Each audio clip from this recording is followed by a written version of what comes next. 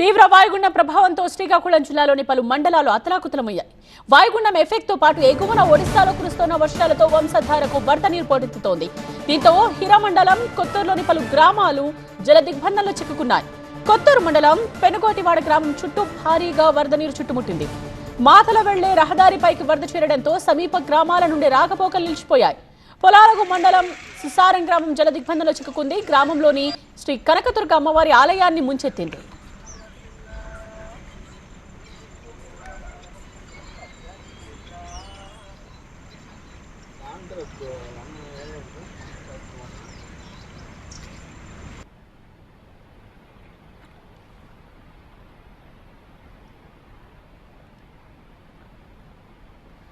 పార్వతీపురం మన్యం జిల్లాలో ఈదురుగాలులు బీభత్సం సృష్టించాయి. దీంతో భారీగా పంట నష్టం జరిగింది. అరటి, మొక్కజొన్న, పత్తి అలాగే బొప్పాయి పంటలకు తీరని నష్టం వాటిల్లింది.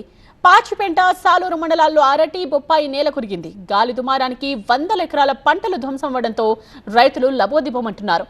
కొద్ది రోజుల్లో చేతికి రావాల్సిన అరటి నేలపాలవ్వడంతో ఆవేదన వ్యక్తం చేస్తున్నారు.